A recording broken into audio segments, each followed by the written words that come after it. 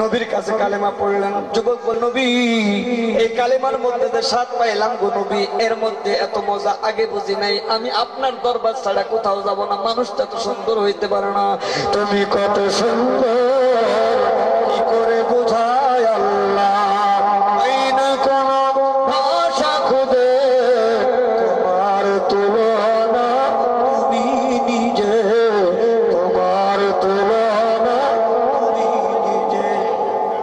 যুবককে বললেন, যাও তোমার মালিকের কাছ থেকে বিদায় নিয়ে আসো, তুমি তো একজনের চাকরি করো, বলে আসো যে চাকরি আর করবা না। যুবক চলে গেলেন।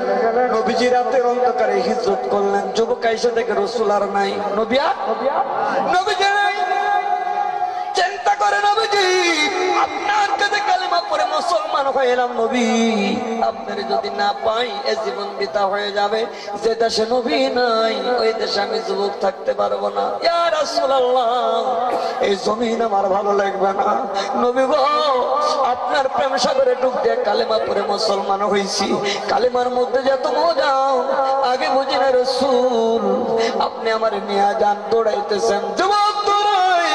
যেখানে বাঘের ভয় সেখানে রাত হয়ে আবু জাহেলের সামনে পড়ে গেছে। যুবক যাও কই? ডাক দেখে, নেতাজি আমার রাস্তা ছেড়ে দাও, আমার নবীজি এই রাস্তা দিয়ে গেছে, আমি নবীর প্রেমে পাগল হয়েছি, পাগলের মতো দৌড়াইতেছি। আমার নবী কোন পথে গেছে সেই দিকে আমি যাইতে চাই। ডাক দেখো যুবক রে, আমি আবু জাহেল পথের কাটা হয়ে দাঁড়িয়ে গেলাম, তোমাকে যাইতে দেওয়া যাবে না। কই নেতা কি চাও? কিসের বিনিময়ে তুমি আমার নবীর কাছে যাইতে দেবা? নেতা ডাক দেখো, তোমার অনেক জমি আছে, আমাকে যদি খুরমা খেজুরের বাগান গুলো আমারে দিতে পারো, তোমাকে রসুলের দরবারে দেওয়ার সুযোগ দেব। যুবক ডাক দেখো, আবু জাহেল জীবনে সব ছাড়তে পারি, আমার কামলেওয়ালা নবীর কদম ছাড়তে পারি না। আয় আয়, আমার যত খুরমা খেজুরের বাগান আছে তোর সব দিয়া দিলাম, রাস্তা ছেড়ে দাও।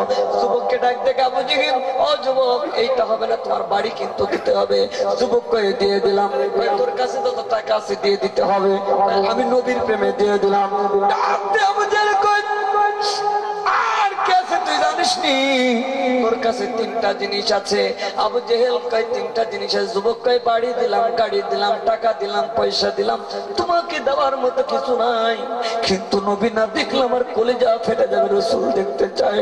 আবু জাহেল রে, তুই চাচা জেনেছ, আর আমি জীবনের চাইতে আমার নবীকে বেশি ভালোবেসে ফেলেছি। দেরি করিস না রে নেতাজি, আমারে যাইতে দে, রসুল না দেখলে পাগল হয়ে যাও আমি। এক থেকে যাইতে দিতে পারি। তোর কাছে তিনটা জিনিস আছে। কি জিনিস? কই, তোর গায়ের জামাটা খুইলা দে। যুবক চট করে গায়ের জামা খুলে আবু জাহেলের হাতে দিয়ে কই, নেতাজি নেন, রাস্তা ছেড়ে দেন।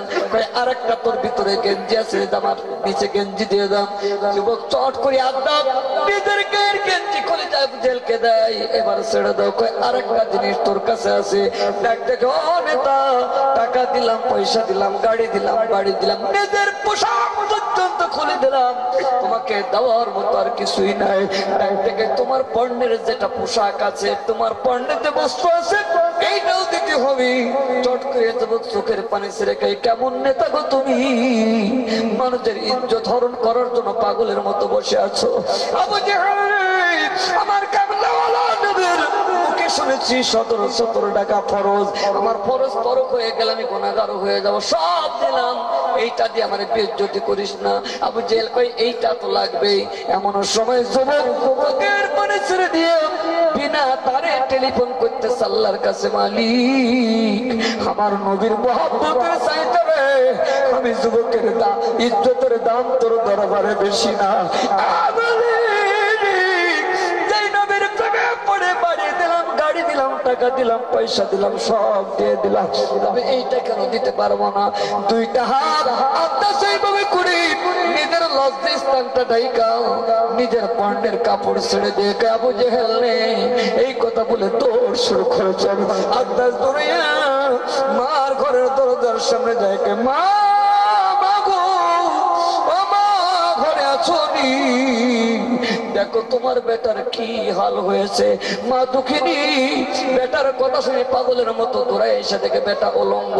আদাস মার থেকে এইভাবে পিঠটা সরাইয়া পিঠটা মার দিকে দিয়া মুখটা ফিরায় কয়, মা তোমার ঘরে কি কোনো কাপড় আসেনি? মা দুঃখিনী বেটা উলঙ্গ বুঝতেই দেখা ঘরের ভেতর থেকে কম্বল নাই না দুইটা খন্ড করে একটা দেখো, বেটা তোমার লজ্জা স্থানটা ডাকো। ডাক দেখে বেটা রে কে তোরে হাল করেছে? ডাক দেখে মা গো, টাকা দিলাম, পয়সা দিলাম, গাড়ি দিলাম, বাড়ি দিলাম, নিজের পোশাক দিলাম, মা আমি ঈমান দিই না।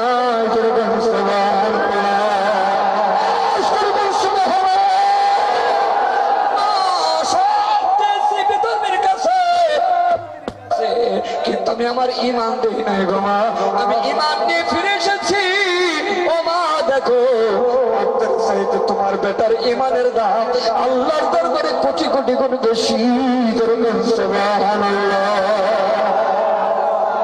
টাকা হারাই গেলে পাওয়া যায়, ব্যবসা হারাই করলে মেহনত আসলে ফিরে যায়। কারো যদি ঈমান চুরি হয়ে যায় ওই ঈমান আর ফিরে